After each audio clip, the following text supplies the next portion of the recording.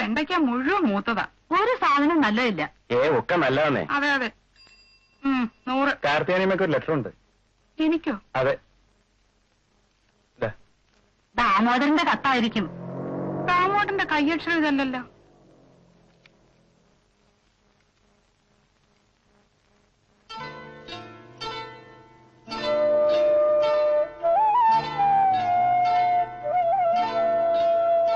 ഈശ്വര, എന്താ ചേച്ചി? ആങ്ങളയ്ക്ക് വല്ല സൂക്കേടും പിടിച്ചോ?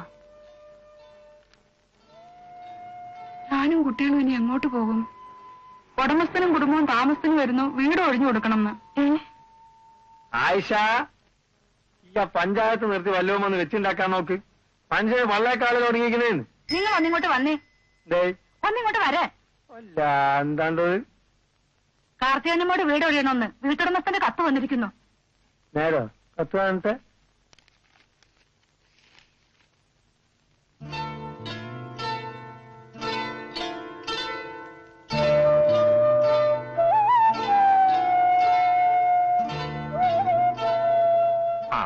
നേരെ വന്നോ? നീ മോളെന്നൊന്ന് പറഞ്ഞ് മനസ്സിലായിക്കോടി. ഞാൻ തോറ്റ്. എന്താമ്മേ? ഒന്നുമില്ലാന്ന്. രാവിലെ തത്തക്ക് ചെല്ലിക്കൊടുക്കുമ്പോൾ ചെല്ലിക്കൊടുത്ത് ഞാൻ പോയതാ. ഉച്ചയായപ്പോഴൊക്കെ മറന്ന്. കുട്ടികളെ മനസ്സാണ്. എന്താ കാര്യം? വീട് ഒഴിയണമെന്ന് പറഞ്ഞൊരു കത്ത് വന്നു, അത്രേ ഉള്ളൂ. എന്റെ ഓനക്ക് കത്ത് എഴുതിക്കൂടെ? ഒയ്യണോ വേണ്ട എന്ന് തീരുമാനിക്കേണ്ടത് നമ്മളല്ലേ? ഉമ്മറ പറഞ്ഞാ അതിന്റെ ശരി അല്ലേ? വാടക കൊടുക്കുന്നതിൽ വീഴ്ച വരുത്തിയിട്ടില്ലെങ്കിൽ വീട് നമ്മൾ ഒരു കാലത്ത് ഒഴിയേണ്ട കാര്യമില്ല. അഥവാ ഒഴിഞ്ഞാൽ തന്നെ താമസിക്കാൻ ഈ സിറ്റിയിൽ വേറെ വീട് കിട്ടില്ലേ? വർത്താനം പറയാൻ ഇവിടെ ആണുങ്ങളുണ്ട്. ചിലക്കരുത് വേറെ വീടോ? ഈ ചുറ്റുവട്ടത്ത് ഞങ്ങളാൽ ചിലരുള്ളിടത്തോളം കാലം വീട് ചെയ്യണ കാര്യത്തെ പറ്റി കുട്ടി ആലോചിച്ച് തല ഉണ്ടാക്കേണ്ട യാതൊരു കാര്യവുമില്ല. എന്താണോ എന്റെ പേര്? ഗോപാലപ്പണിക്കരോ? ഗോപാലകൃഷ്ണ പണിക്കർ. എന്ത് പണിക്കരായാലും ശരി, അങ്ങനെ ഒരു പണിക്കര് നിങ്ങളവർ നോയിപ്പിക്കുന്നത് എനിക്കൊന്ന് കാണണം. അയൽവക്കത്ത് നീശുള്ള ആൺകുട്ടികളിൽ നിന്നൊരു കത്ത് അങ്ങോട്ട് എഴുതി വിട്ടേക്ക് നിങ്ങള്. വരി മാഷേ.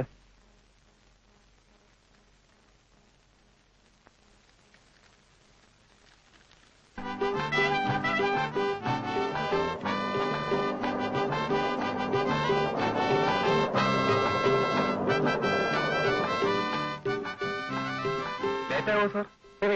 ഒരു മിനിറ്റ്.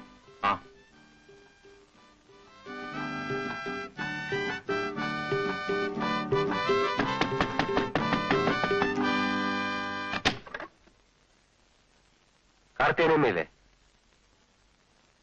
ചിട്ടി കമ്പനിയാണോ?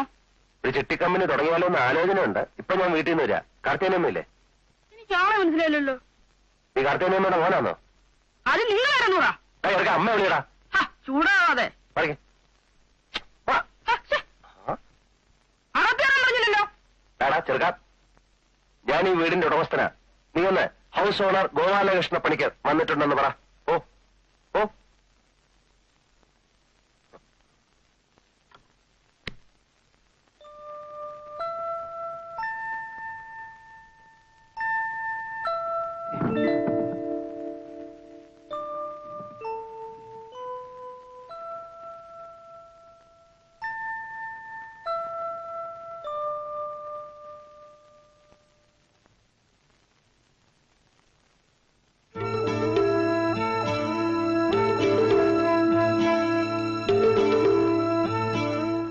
ഏതായാലും ചെല്ല്. അതിപ്പോ മോള് ചെന്ന് പറ. അമ്മ ഇങ്ങനെ പേടിച്ചാൽ എങ്ങനെയമ്മേ? അമ്മ പറഞ്ഞാലേ അയാൾ കാര്യമായിട്ട് എടുക്കൂ. അതെ, എന്നാലും ഞാനിപ്പോ എന്തോന്ന് ചെന്ന് പറയുന്നേ? അത് ഞാൻ പറഞ്ഞു തരണോ? വീട് ഒഴിയാത്ത എന്താന്ന് ചോദിച്ചാൽ ഞാൻ എന്തോ പറയും. തൽക്കാലം ഒഴിയാൻ ഒരു നിവൃത്തിയില്ലെന്ന് പറഞ്ഞു വെച്ചാൽ മതി. മതിയോ? മതി. ശരി.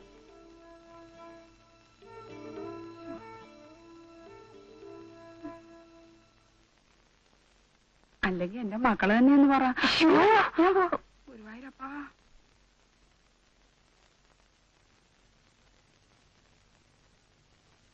ഞങ്ങള് വീട് ഒഴിയില്ല.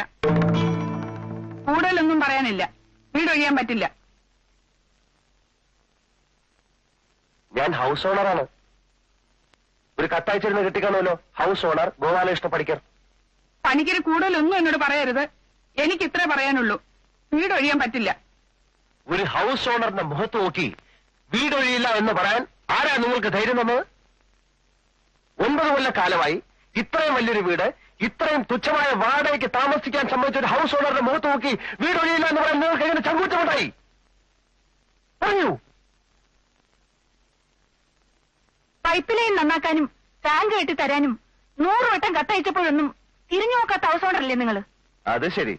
അണിയറയിൽ വേറെ കഥാപാത്രങ്ങളുണ്ട്. എനിക്ക് പെണ്ണുങ്ങളോട് സംസാരിക്കാൻ താല്പര്യമില്ല. ഇവിടെ നട്ടലുള്ള ആണുങ്ങളുണ്ട് വിളി, ഞാൻ അവരോട് സംസാരിക്കാം. നിങ്ങളുടെ അച്ഛൻ ഒരിക്കലും ഒഴിയേണ്ടി വരില്ലെന്നും പറഞ്ഞ ഞങ്ങൾക്ക് വീട് തന്നത്. ഒരിക്കലെങ്കിലും നിങ്ങൾ ഇവിടെ വന്നിട്ടുണ്ടോ? ഇനിയിപ്പോ നിങ്ങൾ തന്നെയാണ് ഹൗസ് ഓണർ എന്ന് ഞങ്ങൾക്ക് എങ്ങനെ അറിയാം? അത് ശരി. ഗോപാലകൃഷ്ണ പണിക്കരെ നിയമം പഠിപ്പിക്കാനല്ലേ? ഇനി സംസാരിച്ചിരിക്കാൻ സമയമില്ല. ഞാൻ ഫാമിലി താമസത്തിന് വരികയാണ്. ഇത്രയും സൗകര്യമുള്ള മറ്റൊരു വീട് കിട്ടട്ടെ, അപ്പൊ മാറാം. അപ്പൊ വരുന്നോ? കത്ത് കിട്ടിയ ഉടനെ തന്നെ നിങ്ങളൊക്കെ ഇവിടുന്ന് ഇറങ്ങി കാണുന്ന ഞാൻ വിചാരിച്ചത്. വാതില് തുറന്നൊരു ഒരു വാല് ചെറുക്കനുണ്ടല്ലോ, അവനെ കണ്ടപ്പോ തന്നെ നിങ്ങളെ പറ്റി ഏകദേശം ഒരു രൂപ എനിക്ക് പിടികിട്ടി. നിങ്ങളുടെ ഒരടവും ഈ ഗോപാലകൃഷ്ണ പണിക്കരുത്ത് എടുക്കണ്ട. മര്യാദയെങ്കിൽ പണിക്കൊരു മര്യാദ, പെശക പണിക്കൊരു മഹാപെശക. ചുമ്മാതല്ലോ, മാസാമാസം വാടക കൊടുത്തിട്ടാ ഞങ്ങൾ ഇവിടെ താമസിക്കുന്നത്.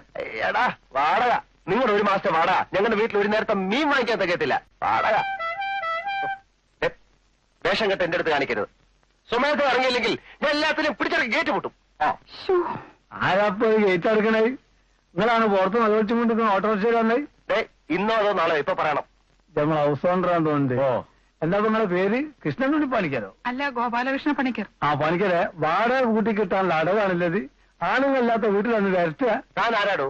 ഇതെന്റെ വീടാ. അതെ, ഞങ്ങളൊക്കെ കൂടി ഒരു തീരുമാനം എടുത്തിരിക്കുക. കാർത്തിയാനിയമ്മയും മക്കളും ഇവിടെ തന്നെ താമസിക്കും. എന്റെ വീട്ടിലൊരു തീരുമാനം എടുക്കാനും ഞാൻ നിങ്ങളെ ഏൽപ്പിച്ചിട്ടില്ല. 9 കൊല്ലായിട്ട്. എത്ര കൊല്ലാലും ശരി, ഞാൻ ഇവരെ ഇവിടെ നടക്കും. ഭീഷണിപ്പെടുത്തി എടുക്കാൻ ശ്രമിച്ചാൽ പണിക്കര് വീടറിയും. താൻ എന്നെ എന്തോ ചെയ്യും? വിഴുങ്ങോ? Building lease and rent control ആക്ടിനെ പറ്റി തനിക്ക് വല്ല പിടിയുണ്ടോ? ഒരു സൂട്ട് അങ്ങോട്ട് ഫയൽ ചെയ്താലേ പോലീസും നടക്കും. സെക്ഷൻ 11 3ാമത്തെ ഉപവകുപ്പ് പ്രകാരം ഹൗസ് ഓണർക്ക് താമസിക്കാനാണെങ്കിൽ വാടകക്കാരൻ എത്രയും പെട്ടെന്ന് ഒഴിയണം. എന്നാലും നിയമം പഠിപ്പിക്കണ്ട. ഇനി നിങ്ങൾ കോടതി പറയായിരിക്കും ഞങ്ങൾ 9 വർഷമായിട്ട് താമസിക്കുകയാണല്ലോ, അതുകൊണ്ട് കുടികിടപ്പ് അവകാശം വേണമെന്ന്. ഒരു കാര്യമില്ല. ലാൻഡ് ട്രിബ്യൂണലിൽ കൊണ്ടുപോയി കേസ് നീട്ടാൻ നിങ്ങൾ വ്യാമോഹിക്കുകയും വേണ്ട. കെട്ടിടത്തിന്റെ മതിപ്പ് വില 750 രൂപയെ കൂടുതലാണെങ്കിൽ തുക്കടി സാഹിബ് വിചാരിച്ചാൽ പോലും കുടികിടപ്പ് അവകാശം കിട്ടില്ല. അതുകൊണ്ട് ആരും കേസിനും വയ്യാവേലിക്കും പോയിട്ട് ഒരു കാര്യമില്ല. ആളൊരു വരെ വടിയാക്കരുത്. കുറെ നേരമായി ഇവിടെ നിൽക്കാൻ തുടങ്ങിയിട്ട്. ഇതോടോ അത്ര ചെറുതായി താനോ പോടോ. ഇവിടെ മനുഷ്യര് ഭ്രാന്ത് പിടിച്ചിരിക്കുക.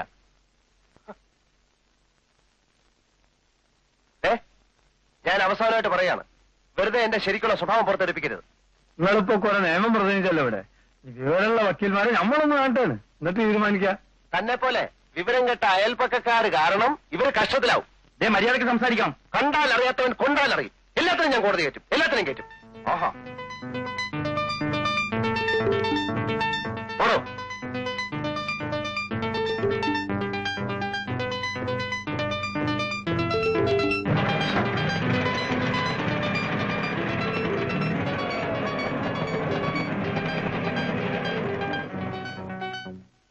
ഇത്രയും ലോകങ്ങളുള്ള താൻ മഹാമണ്ടത്തരാ കാണിച്ചത്.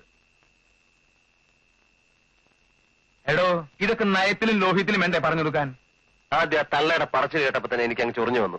കാര്യമില്ല, കേസിന് പോയാൽ തനിക്കറിയാലോ, ചുരുങ്ങിയത് 5-6 കൊല്ലെങ്കിലും കേസ് കോടതി കിടന്ന് കെട്ടിത്തിരി. അതറിയാം. മാസം ഒന്നും തികച്ചില്ല. ഞാൻ പെങ്ങളുടെ ഭർത്താവിനോട് എന്താ പറയാ? കുറച്ച് കാപ്പി എടുക്കട്ടെ? ആദ്യം ഇതിലൊരു തീരുമാനം ഉണ്ടാവട്ടെ, അതിനുശേഷം അവൻ കാപ്പി. ഞാൻ എന്താ ഇപ്പൊ ചെയ്യേണ്ടത്? വളരെ സ്നേഹപൂർവ്വം താണുകയാണ് അപേക്ഷിക്കും. തന്റെ കഷ്ടപ്പാടുകൾ പറഞ്ഞ് മനസ്സിലാക്ക്. കഷ്ടപ്പാടൊന്നും അവറ്റോളോട് പറഞ്ഞിട്ടൊരു കാര്യമില്ല. മാനൊന്നും കളയാൻ പറ്റില്ല. ഇനി പറഞ്ഞ സ്നേഹം കൊണ്ടും നയം കൊണ്ടും ഒരു കളി കളിച്ചു നോക്കാം. അഥവാ ഇച്ചിരി വൈകിപ്പോയാൽ അത് മാത്രം നടപ്പില്ല. അല്ല, പറഞ്ഞേ ഉള്ളൂ. ചേച്ചി, ഇത് ടീച്ചർ തന്നതാ. ഭക്ഷണ വസ്തുക്കളെ 7ആയി തരംതിരിച്ചിരിക്കുന്നു. 1 ഇലക്കറികൾ, മത്തങ്ങ, കാരറ്റ് തുടങ്ങിയവ. 2 തക്കാളി, നാരങ്ങ തുടങ്ങിയവ. 3 പഴങ്ങൾ, പച്ചക്കറികൾ. 4 മുട്ട, മത്സ്യം. എന്തോന്നായത്? പോഷകാഹാരത്തിന്റെ ലിസ്റ്റാ. പഴവർഗ്ഗങ്ങൾ നല്ലോണം കഴിക്കണമെന്ന് ടീച്ചർ പറഞ്ഞു. ആഹാ, എന്നാ ടീച്ചറിനോട് തന്നെ വാങ്ങിച്ചു തരാൻ പറ. ഓടി അമ്മ, ഞാൻ പോകുന്നു.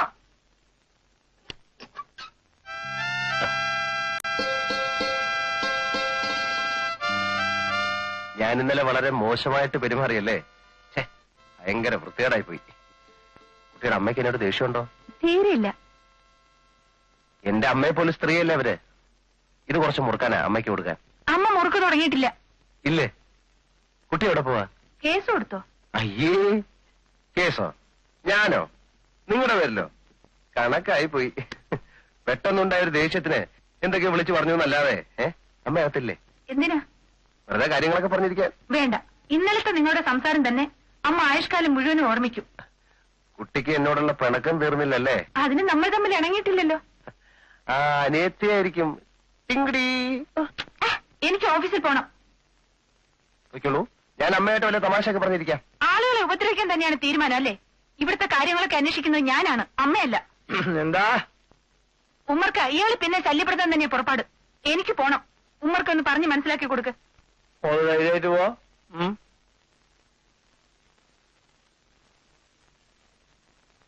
എന്താണ് എനിക്കത്? എന്താ? അതെന്നാ ഞാൻ ചോദിക്കുന്നത് എന്താന്ന്. ആ